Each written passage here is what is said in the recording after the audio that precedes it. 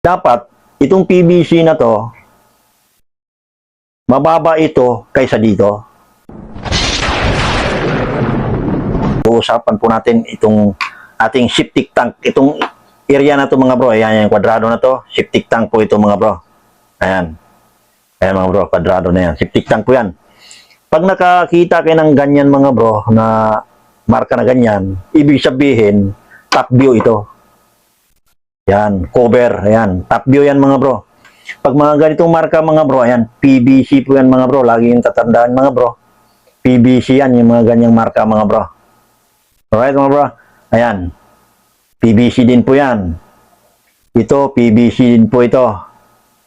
Yan. Kapag ganito nakikita mo mga bro, ito yung inlet. Yan.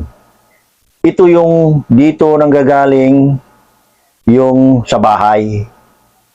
Ayan, papasok siya dyan. Kaya inlet yan siya. Once na mapuno ito mga bro, ng tubig, papasok siya dito. Ayan, kaya ang pag-layout nito talagang dapat maayos. Dapat, itong PVC na to, mababa ito kaysa dito. Kahit bumaba ka ng 1 pulgada dito, okay na. O mas maganda, 2 pulgada. Alright mga bro? Kasi yung tubig dito, papasok siya dito, isasalin kumbaga. Hindi siya magbabara kasi mababa ito. Alright mga bro? Pagdating naman dito mga bro, kung makikita mo yan, oh, may PVC ulit siya dito. Kaya ito naman, mataas ito kaysa dito, mababa ito dapat kaysa dito. Kasi once na mapuno ito, hindi ito magbabara, lalabas na naman siya dito. Alright? Ang pinaka-point dito mga bro, ang pinaka-mababa dito, ito.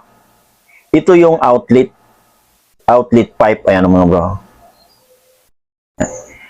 Nandito na yung sewer, yung imbornal ng mga kalsada mga bro. Kasi dito yan dadaan eh. Tubig lang naman dadaloy dito mga bro. Ayan. Outlet pipe. Kasi yung dumi, pasintabi naman sa nanonood dito, yung dumi, nandito siya. Alright mga bro? Kung halimbawa ito mga bro, ay mapuno, although matagal pa naman, kung ito ay mapuno, ito yung bubuksan lang, ito yung manhole cover. Ayan. Bubuksan lang ito, pasipsip mo na siya. Dapat, itong PVC na to, mababa ito kaysa dito. Uusapan po natin itong ating septic tank.